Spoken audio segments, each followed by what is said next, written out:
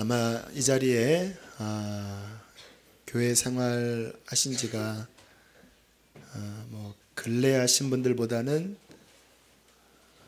최소 5년 이상 또 수십 년 모태신앙으로 그렇게 교회를 다니신 분들이 많이 계실 것입니다.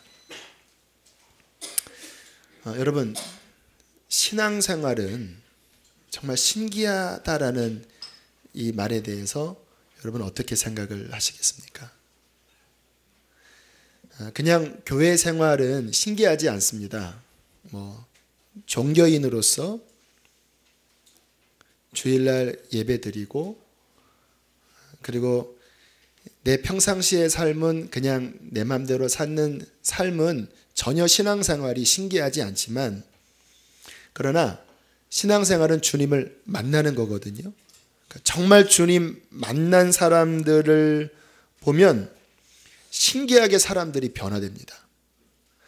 세상에서 변화되기 가장 힘든 존재가 인간입니다. 그래서 어떠한 결혼을 할 때 보면 그 남편은 아내를 변화시키려고 하고 아내는 남편을 변화시키려고 5개년, 10개년 계획을 세웠다가 결국은 두 손 포기합니다. 안 변합니다.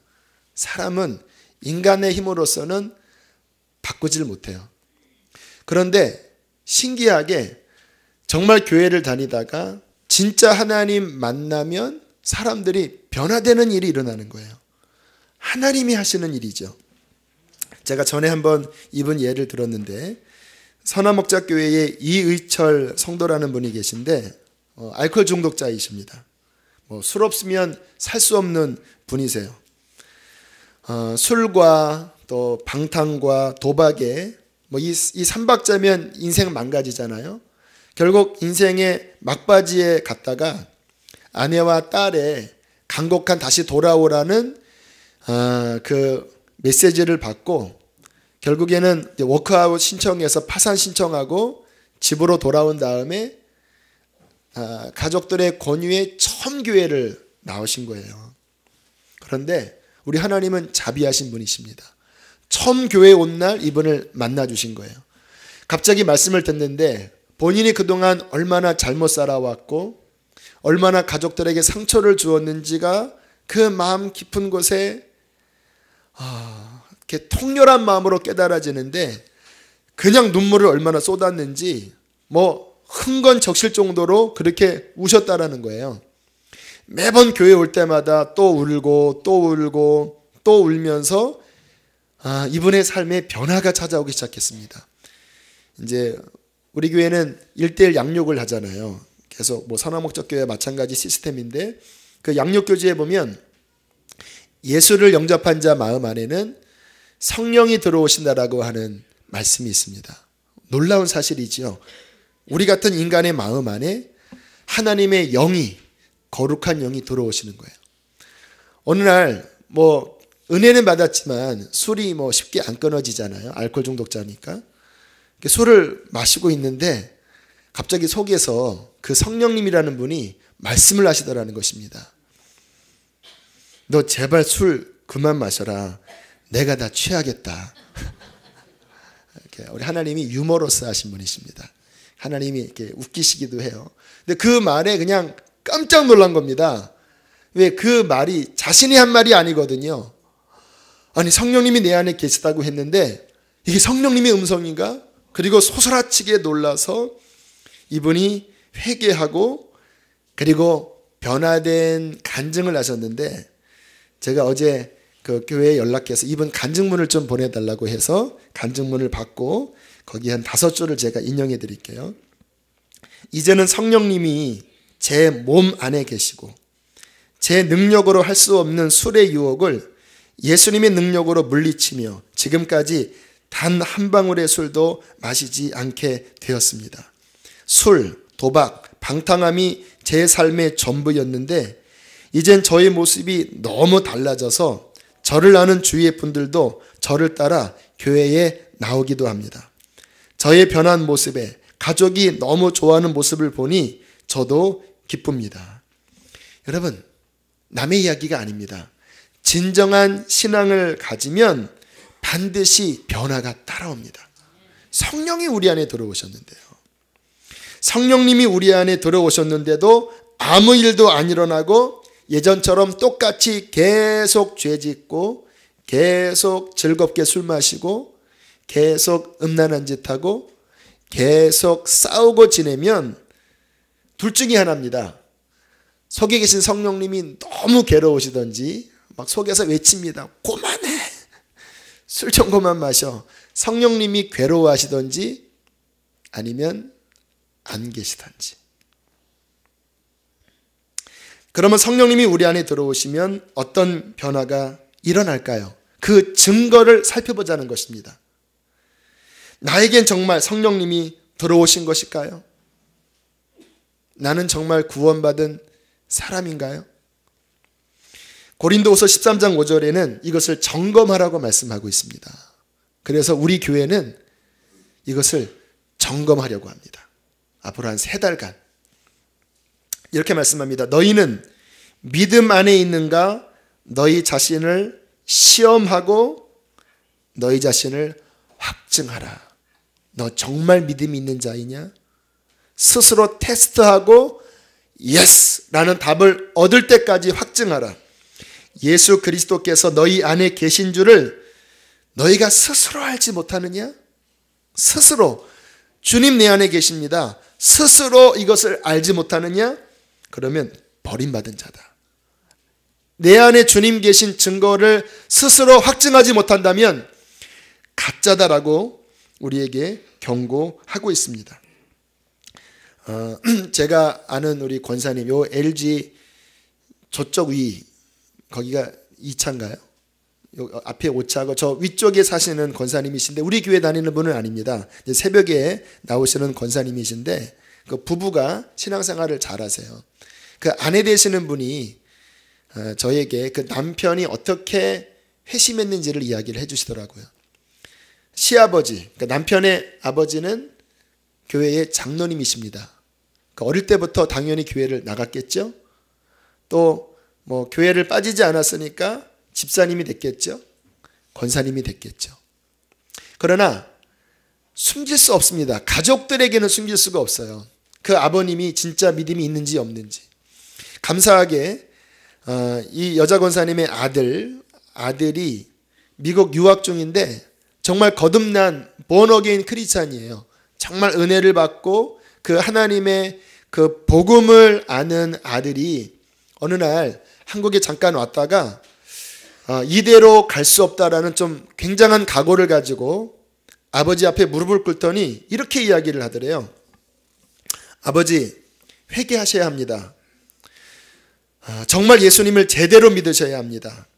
안 그러면 지옥 갑니다. 그랬더니 막 아버지가 막 노발대발을 하시죠. 왜냐하면 굉장히 성품이 강한 분이시거든요.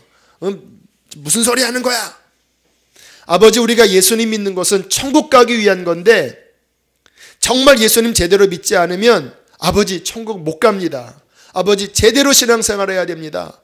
막 아버지를 화를 내는데도 12시가 넘어서까지 그 아들이 막 눈물을 흘리면서 아버지 회개하시고 제대로 믿으셔야 됩니다.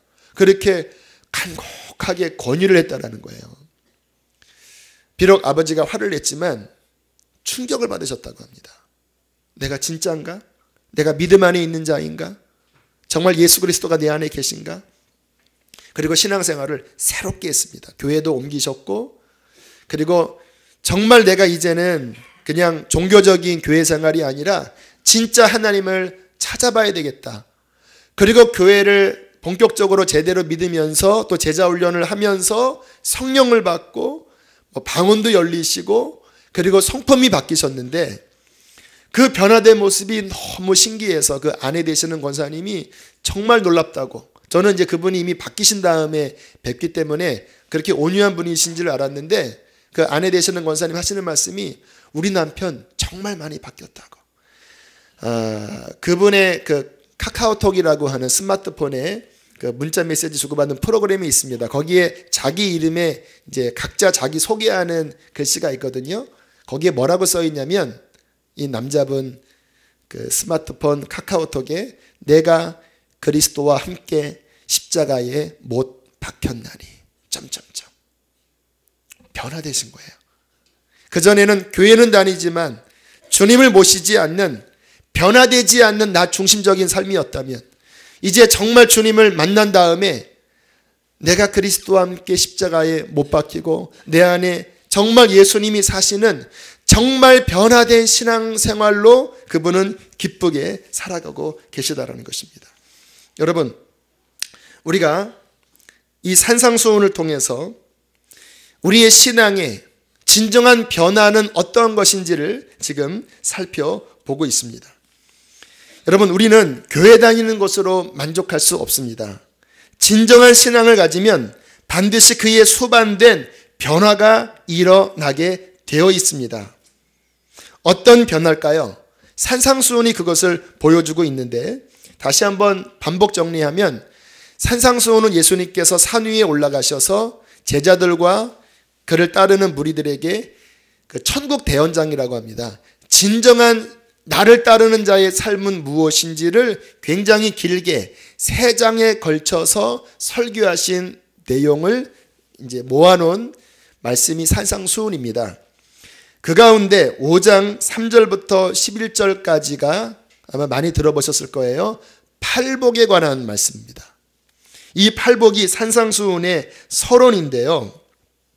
이 팔복이 가르치는 바는 정말 예수님을 믿는 자는 그 내면 안에서 어떤 변화가 일어나는지를 가르치고 있는 말씀입니다. 신앙생활하면 변하는데 먼저 바뀌는 것은 내면입니다. 내면이 바뀌면서 행동이 바뀌는 거예요.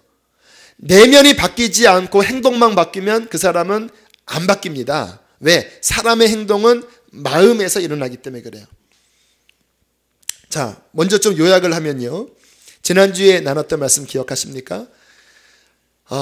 주님을 만나가는 첫 번째 문이 뭐냐면 마음이 가난해지는 것입니다. 이 가난한 마음 속에서 내가 교회를 다녔지만 내 힘으로는 바르게 살 수 없구나. 나는 하나님 앞에 빈 깡통이구나. 이 가난하다라는 원어가 돈이 어느 정도 없다라는 의미가 아니라 파산했다라고 하는 거거든요. 나는 아무것도 할 수 없구나라고 하는 완전히 비어진 자신의 그 빈 깡통 같은 존재를 깨닫고 그 가난한 마음 속에서 하나님을 찾고 바라보는 이것이 신앙생활의 첫 문이에요. 아니, 첫 문일 뿐만 아니라 계속적인 신앙에 하나님께 나아가는 문입니다. 저는 목사된 지 8년, 9년인가 됐고요. 이 단독 목회한 지가 벌써 12년, 13년이 됐고 계속 주의 일을 해왔습니다. 그런데요, 저는 지금도 내 자신에 대하여 파산한 느낌을 갖습니다. 제 힘으로는 의롭게 살 수도 없고, 제 힘으로는 여러분을 사랑할 수도 없고, 제 힘으로는 여러분 앞에 이런 하나님의 말씀도 전할 수 없는 파산한 자라는 느낌을 매번마다 갖는 거 아세요? 어제도 거의 12시 45분까지 아무튼 낑낑대며 말씀을 준비하고 집에 돌아가면서 하나님, 제 마음은 슬픕니다. 저는 토요일마다 슬퍼요. 제가 준비한 말씀도 부족하다라고 느껴지고, 하나님이 우리에게 원하시는 그 놀라운 변화는 정말 말할 수 없는 그 인생의 변화인데, 주님, 저로서는 이 3, 40분의 말씀을 가지고 도대체 사람들을 그 구원의 길로 이끌 수가 없습니다. 그런데 제 마음은 영혼들을 너무나 구원하고 싶은데 하나님, 저는 할 힘이 없습니다. 그래서 토요일마다 저는 마음이 슬퍼요. 저는 가난하기 때문에 주님을 바라봅니다. 이게 신앙생활입니다. 가난한 마음을 갖는 거예요. 그렇게 가난한 마음을 갖다 보면 그 다음에 이제 주님이 찾아오셔요. 천국이 찾아와요.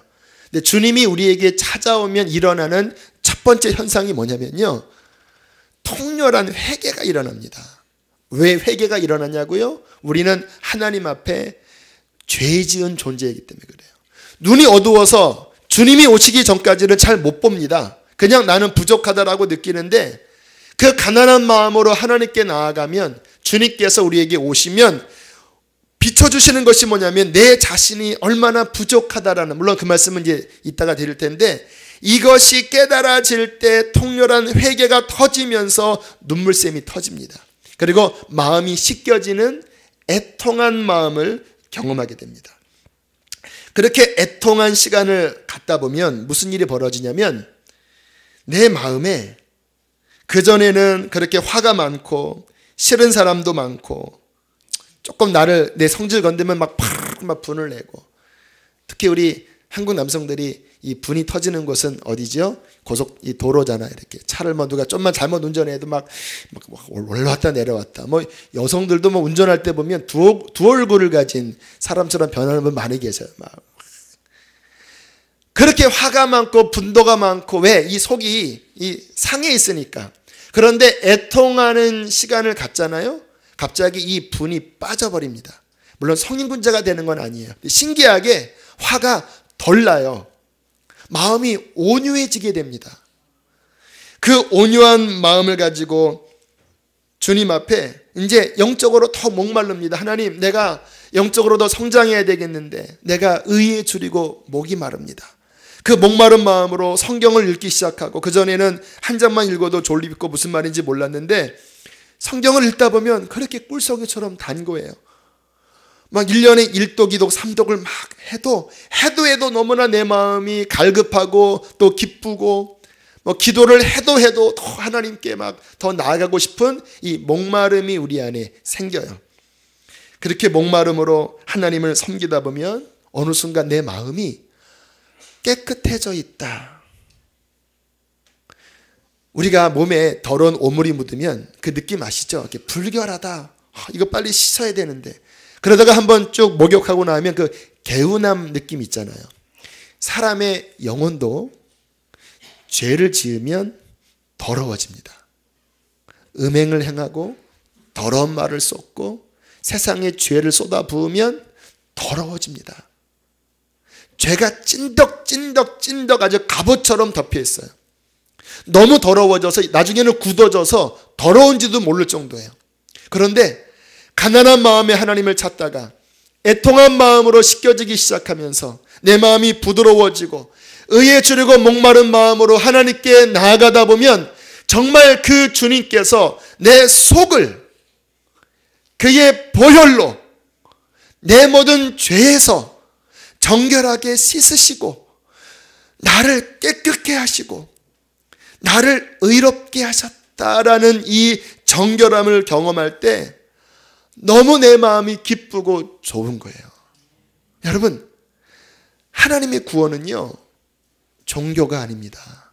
하나님의 구원은 여러분의 마음속에 찾아오셔서 그 딱딱하게 굳어있는 마음, 죄에 얼룩얼룩 묶여있는 것들을 그 십자가의 은혜로 깨트리시고 녹이시고 풀어주시고 정결하게 씻으셔서 여러분 마음으로부터 진정한 거룩의 역사, 거룩한 천국의 역사가 일어나는 것이 하나님의 구원인 것입니다. 지옥 같던 마음에 천국이 찾아오고 강팍하게 굳어져 있던 마음이 부드럽게 녹아지고 죄로 얼룩해 있던 묶여있는 마음이 씻겨지는 것입니다. 여러분, 저는 이곳에 오신 모든 분들이 이 진정한 구원을 반드시 경험하게 되기를 축복합니다. 그게 신앙생활이에요. 이 속에서 하나님이 주시는 그 구원을 받는 것이 신앙생활입니다. 자, 오늘은 이제 두 번째로 애통하는 마음에 대해서 좀 집중적으로 살펴볼 텐데요. 주님께서 우리에게 찾아오셔서 이루시는 첫 번째 역사는 우리 안에 눈물샘을 터뜨리시면서 울게 하시는 것입니다. 이 애통이라는 말은 글자 그대로 우는 것이죠. 그것도 그냥 찔끔 흘리는 눈물이 아니라 가슴을 치면서 애곡하는 아픈 마음의 눈물입니다. 하나님을 만나면 이 눈물샘이 터져요. 저도 예수님을 본격적으로 만나면서 참 많이 울었습니다. 나의 죄 때문에 울고 또 나의 죄로 인하여 십자가에 죽으신 주님을 바라보고 울고 감사해서 울고 내 마음의 상처에 그 아픔을 씻어내는 그 눈물도 흘리고, 심지어는 결혼식 때 보통 여자들이 울잖아요. 뭐 여자들은 아무튼 복잡한 마음에서 운다고 그래요. 남자는 거의 안 울잖아요. 저는 근데 그 결혼 예식하는데 청년들이 그 특송을 불러줬습니다. 에베네셀의 하나님, 여기까지 날 도우시네. 그 찬양인데 갑자기 막 눈물이 나는 거예요. 이게 신랑이. 왜냐하면 정말 에베네셀의 하나님이 나를 여기까지 도와주셔서 이렇게 결혼하게 하셨구나. 아무튼 여러 은혜의 마음이 들면서 막 눈물이 나서, 이게 막 남자들 화장 막 지워지면서 막 눈물을 닦고, 나중에 결혼 예식 끝났는데 교인이 와서, 아유 신랑이 왜 울어요, 왜 울어, 막 눈물 나는 걸 어떻게 해요. 그냥 감수성으로 우는 게 아니라 주님 만나고 제 안에 이 애통의 샘이 터져서 주님께서는 내 안에 눈물을 흘리게 하시고 받게 하셨습니다. 그런데 성경은 이렇게 말씀하십니다. 이 애통의 마음을 가진 자가 복이 있나니. 어떻게 보면 역설적인 것 같아요. 우리 어릴 때 했던 코미디 프로, 웃으면 복이 와요. 웃어야지 복되잖아요. 하나님을 만나면 기뻐야지 왜 궁상맞게 울어요. 그런데 그렇지 않습니다. 물론 기쁨도 있고 위로도 있습니다. 그러나 하나님을 처음 만나면 하나님은 울게 하십니다. 아랍 속담에 그러한 속담이 있다고 그래요. 햇빛만 쏟아지는 곳은 사막이 된다. 햇빛만 있으면 그 땅은 말라비틀어집니다. 습기가 있어야 돼요. 우리가 하나님을 섬기면서 우리 안에 그 눈물의 샘이 터지면서 우리의 딱딱하게 굳어있는 마음, 죄로 얼룩져 있는 마음을 씻으시는 이 애통의 깊은 과정은 구원에 있어서, 우리 마음이 변화되어지는 데 있어서 초기이기도 하지만 굉장히 필수적인 하나님의 구원의 역사인 것입니다. 제가 이 말씀을 준비하면서 한번 신구약 전체를 이렇게 쭉 살펴봤습니다. 놀랍게도 성경은 성도들이 흘리는 이 눈물에 대하여 굉장히 깊은 관심을 갖고 있다는 것 아십니까? 시편 56편 8절에 보면 이러한 말씀이 있습니다. 나의 유리함을 주께서 계수하셨으니 나의 눈물을 주의 병에 담으소서. 이것이 주의 책에 다 기록되지 아니하였습니까? 무슨 말이냐면 다윗이었던 것 같아요. 그가 그 삶의 고난 가운데, 그 삶의 아픔 가운데 또는 죄악 가운데 흘렸던 그 눈물을 하나님이 계산하셨다라는 거예요.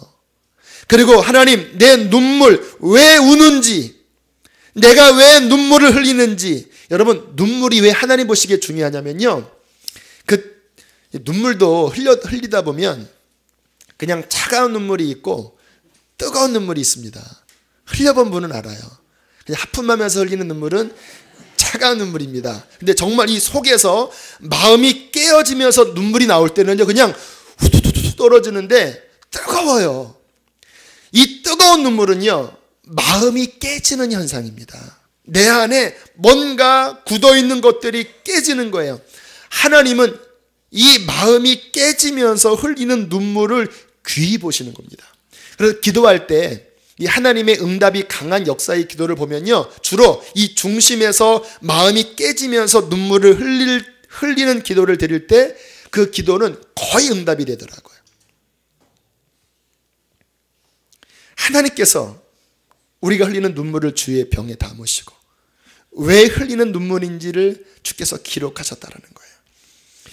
이사야 57장 15절에 기가 막힌 말씀이 있습니다. 이 말씀은 오늘 읽었던 본문에 애통하는 자는 복이 있나니와 똑같은 말씀입니다. 자, 구약적인 말씀이 더 이제 자세하게 풀어 있습니다. 지극히 존귀하며 영원히 거하시며 거룩하다 이름하는 이가 이와 같이 말씀하시되 내가 높고 거룩한 곳에 있으며. 주님은 거룩한 곳에 계십니다. 영원하신 곳에 계십니다. 그분은 우리가 닿을 수 없는 높은 보좌의 좌정에 계세요. 근데 이렇게 말씀하시는 거예요. 내가 높고 거룩한 곳에 있으면서 또한 통회하고 마음이 겸손한 자와 함께 있나니. 이는 겸손한 자의 영을 소생시키며 통회하는 자의 마음을 소생시키려 함이라. 그 높은 곳에 계신 하나님의 눈길이 어디에 있는지 아십니까? 아파하는 곳에, 겸손한 마음을 갖고 있는 곳에, 통회하는 그 마음이 있는 그곳에 하나님의 눈길이 가신다라는 거예요. 왠지 아십니까? 하나님은 자비하신 분이기 때문에 그래요. 오히려 제일 구원받기 힘든 사람은 교만한 사람들입니다. 나 잘났습니다. 누가복음에 주님이 비유를 들잖아요. 기도하는 두 부류. 바리새인이 나는 일주일에 3번 금식했고 나는 도둑질하지 않았고 저 세리와 창기 같지 않음을 인하여 감사합니다. 그런데 저 옆에서 창녀 세리들은 얼굴도 못 들고 그냥 고개를 숙이면서 나를 불쌍히 여겨 주십시오. 나를 불쌍히 여겨 주소서. 이 두 부류를 비교하면서 이 창녀가 바리새인보다 하나님 앞에 더 의의를 얻고 돌아갔느니라. 하나님의 마음입니다, 여러분. 주님의 마음은 높고 거룩한 곳에 계시지만 통회하는 겸손한 마음을 갖고 계신 그곳에 찾아가셔서 은혜를 베푸십니다.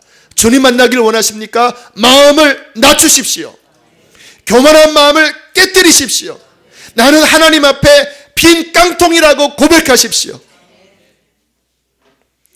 이사야 66장 2절은 이렇게 말씀하십니다. 무릇 마음이 가난하고 심령에 통회하며 내 말을 듣고 떠는 그 사람을 내가 돌보려니와.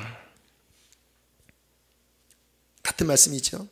주님이 돌보시는 사람은 그 마음이 통회하고 겸손하고 하나님의 말씀이 들릴 때에 하나님 내가 주 앞에 애통하길 원합니다. 주님 내가 주 앞에 가난하길 원합니다. 그렇게 겸손한 마음으로 떠는 그 사람을 하나님께서는 찾아오셔서 돌보신다고 말씀해 주시는 것입니다. 그래서 우리가 신앙생활을 할 때 같이 다 역사하는 겁니다. 하나님을 만나려면 마음을 낮춰야 되고요. 하나님이 만나지면 마음이 깨지는 거예요.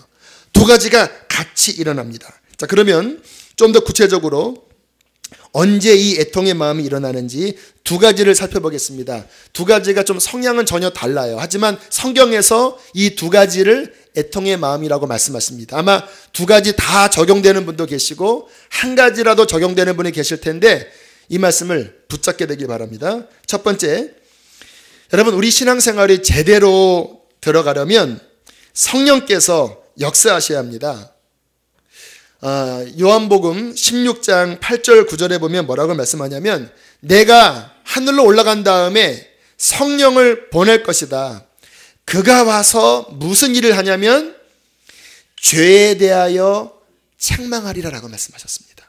그러니까 성령이 오시면 하시는 일이 우리의 캄캄하고 무지해서 내가 어떠한 존재인지를 몰랐는데 잘 사는 줄 알았는데 성령이 들어오셔서 마음을 딱 비추시면 내가 하나님 앞에 어떠한 존재라는 것이 갑자기 깨달아지면서 그 안에 눈물의 애통의 샘이 터지게 된다는 거예요.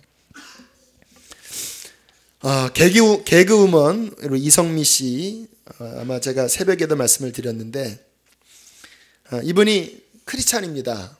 그런데 아무튼 좀 깊이 있는 신앙생활을 하게 된 계기가 그 자녀들과 함께 캐나다에 유학이민 갔을 때라고 이야기를 하더라고요. 그렇게 아들이 마음에 들지 않았대요. 아들이 게으르고 학교도 그렇게 맨날 늦고 공부도 못하고. 그러니까 이성미 씨가 욕을 얼마나 잘하는지 제가 그 한번 방송 들어보니까 진짜 욕을 너무너무 잘하는 겁니다. 이야 이 진짜 자식에게 그냥 너무 이렇게 상스럽게 욕을 막 하는 이 시범을 보이더라고요. 아무튼 어릴 때부터 그 아이에게 너무 마음에 들지 않으니까 혼내기도 하다가 니까지 이게 아유 너 아무튼 인격 모독하는 욕을 그렇게 하면서 키운 겁니다. 어느 날 학교에서 전화가 왔습니다. 고등학교 때였을 거예요. 당신 아들이 사고 쳤다. 친구와 싸우다가 밀었는데 넘어져서 상대방 측이 뇌진탕이 일어났다.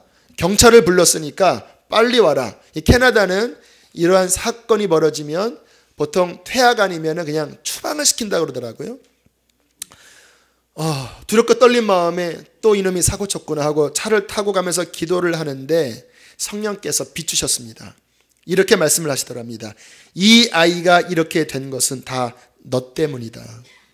내가 늘 이 아이를 저주하고 미워하였고, 너는 아이에게 맨날 가르치는 그 말이 그 아이를 사랑해서 한 말이 아니고 너 자신의 어떠한 것을 지키기 위해서 이 아이를 윽박지른 거다. 그리고 생각해 보니까 똑바로 해라, 뭐를 좀 똑바로 옷 좀 잘 입어라라고 하는 것은 아이를 위한 게 아니고 자기를 위한 것이었다라는 거예요. 네가 율법적으로 사랑 없이 늘 아이를 그렇게 저주하고 욕했기 때문에 지금 이 아이가 이렇게 망가진 것이다. 그렇게 성령님이 비추시는데 악소리가 나더랍니다. 그때부터 얼마나 회개하고, 그리고 아무튼 이제 급하게 그 아들이 있는 곳에 갔더니 아이가 그 상담실에서 나와서 그 베란다 같은 곳에 이렇게 하늘을 보면서 한숨을 푹 쉬는데 그 축 처진 어깨가 그렇게 측은해 보이더래요. 제가 나 때문에 저렇게 자신감도 없고 저렇게 인생이 망가지게 돼 있구나. 근데 감사하게 하나님이 또 역사하셔서 그 피해 입은 학생이 이제 용서를 해줬고 잘 학교 일도 마무리되어져서 일이 잘 풀려서 집에 돌아왔는데, 이 이성미 씨가 평상시 같으면 이런 일이 벌어지면 이제 정말 저주를 쏟아부어야 되는데 하나님께서 보여주셨잖아요. 아들이 있는 그 방에 들어가서 무릎을 꿇었다고 합니다. 그리고 이렇게 이야기했대요. 정말 미안하다. 내가 너를 미워하고 사랑 없이 율법적으로 키웠기 때문에 이 모든 문제가 생긴 것이다. 정말 이 엄마를 용서해다오. 그랬더니 이 아이가 얼마나 상처를 많이 받았는지 갑자기 막 대성통곡을 하면서 내가 엄마 얼마나 힘들었는지 아냐고, 엄마가 나를 미워하고 나에게 그렇게 온갖 저주를 퍼볼 때 내가 얼마나 힘들었는 줄 아냐고, 미안하다, 내가 잘못했다, 한 번만 용서해달라. 그렇게 하나님 앞에서도 회개하고 그 아들 앞에서도 진실로 뉘우치면서 이 화해가 일어난 거예요. 그리고 더 이상 아들에게 이제 욕하지 않고, 그리고 새벽 기도를 막 나가는데 갑자기 아들이 새벽에 일어나더니 엄마 나도 새벽 기도 갈래 그러더랍니다. 그래서 네가 웬일이냐 그랬더니 엄마를 보니까 하나님이 살아계신 것 같아. 그러면서 아들이 교회 나오고 아들이 하나님 만나고 어느 날 하나님이 나 부르시나 봐. 그리고 지금은 신학을 하면서 목회자의 길을 준비하고 있다라는 이야기를 들었습니다.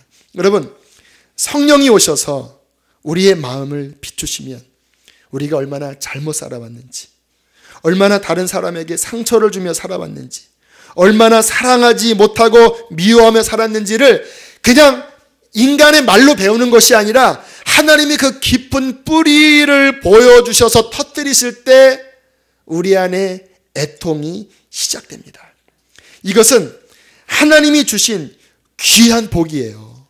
이 복을 받은 분들이 깊은 신앙의 단계로 들어갈 수 있습니다. 어떤 분들은 이 눈물의 샘이 터진 다음에 얼마나 눈물이 나는지 몇 달을 우는 분이 있습니다. 성 프란치스코 알죠? 프란치스코는요, 하도 울어서 눈이 거의 실명됐다고 합니다. 하도 울어서. 물론 애통의 눈물도 있고 감사의 눈물도 있었지만 그렇게 울었다고 합니다.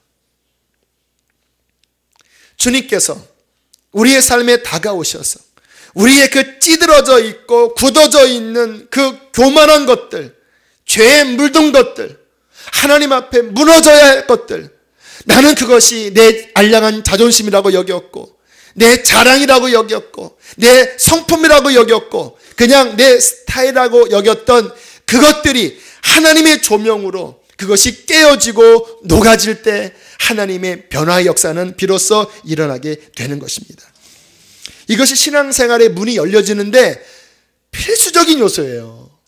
교회를 다니면서 이 애통의 문이 열려지지 않은 것은 글쎄요, 뭐 이런 경험이 없으면은 뭐 구원받지 못했다라고까지 제가 얘기하기는 좀 아닌 것 같지만, 그러나 이 애통의 문이 열려지지 않는 것은 결코 깊이 있는 신앙으로 들어갈 수 없습니다. 하나님을 만난 사람들은 반드시 이 마음이 깨지고 녹아지는 눈물샘이 터지는 애통의 문이 열려지는 것입니다.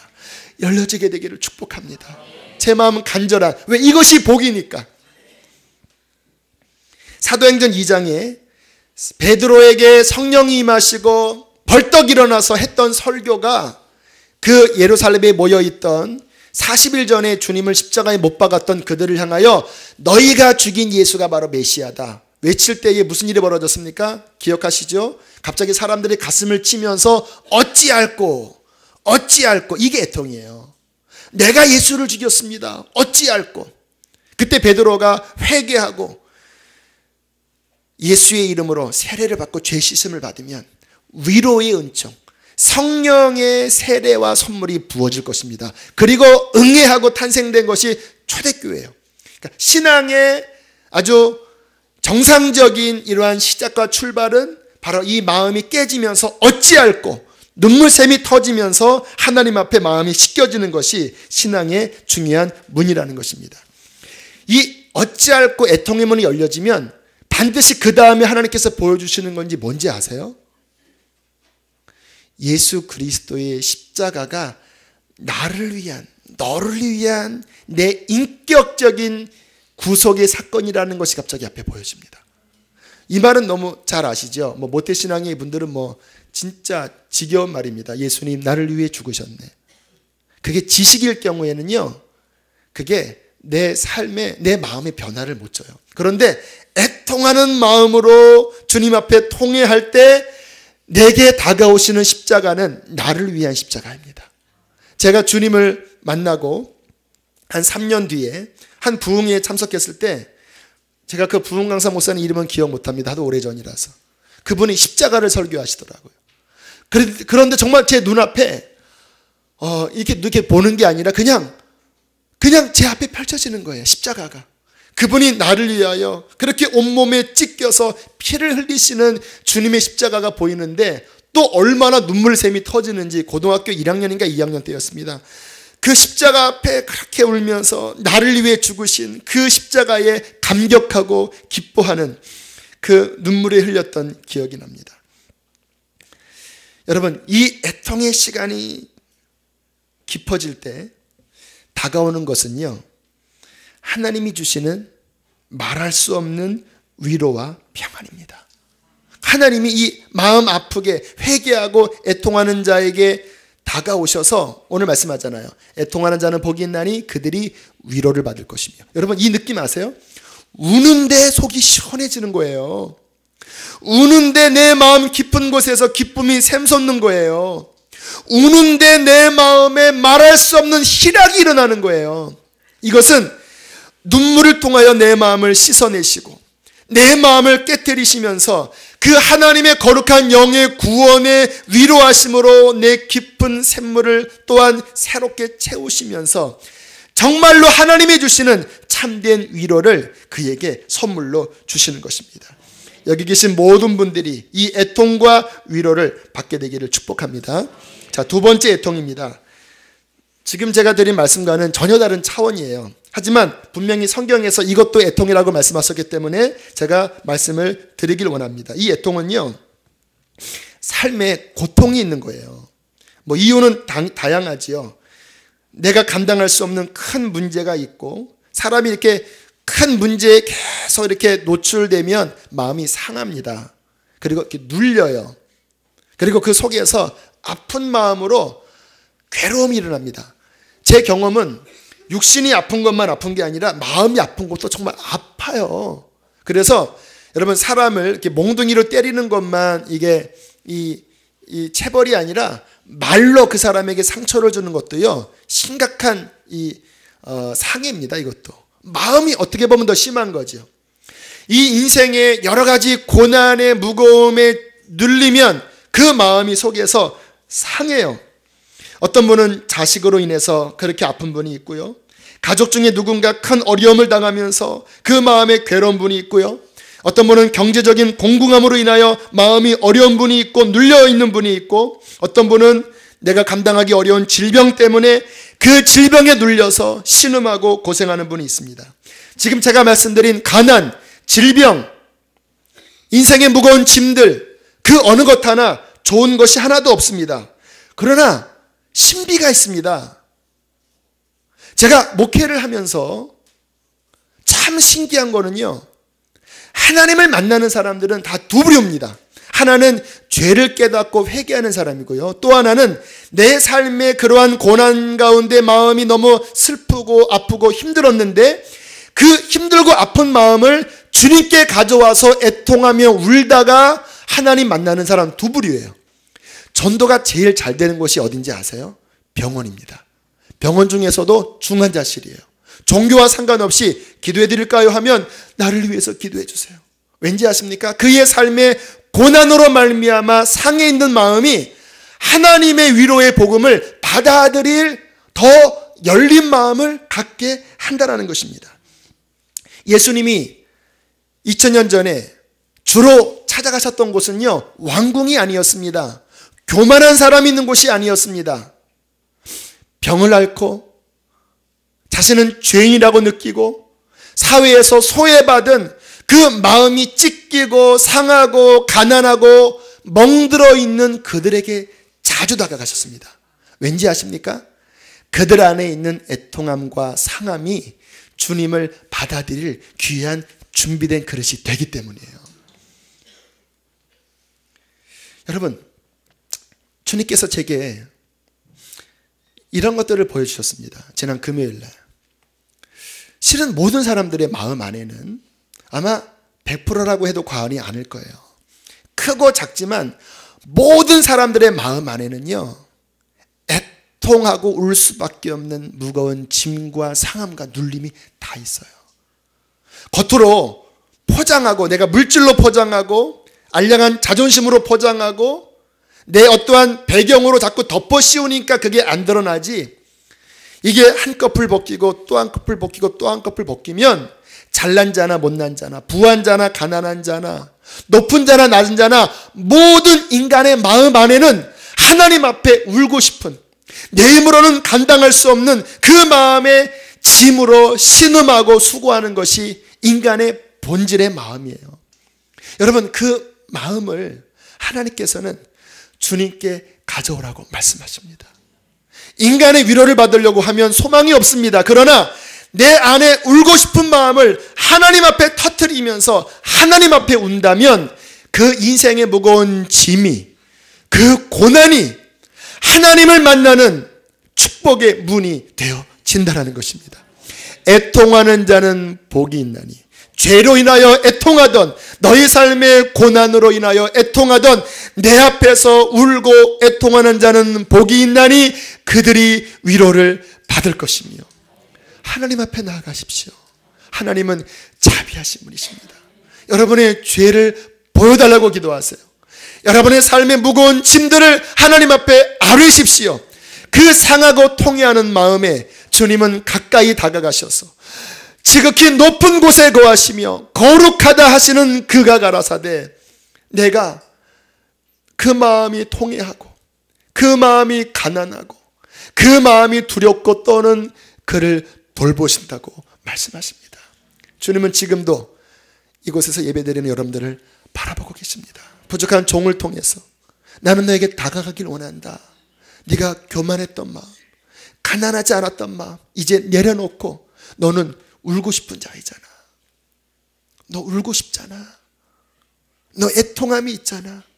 내 앞에 와서 애통하려무나 내가 너를 위로하고 내가 너를 씻어주고 나의 진정한 구원을 너희 마음에서부터 이루겠다고 말씀하십니다. 우리 함께 시간 찬양하고 기도하기를 원합니다. 보소서 주님, 나의 마음은 선한 것이 없습니다. 성령님이 우리의 눈을 열어주시기 원합니다.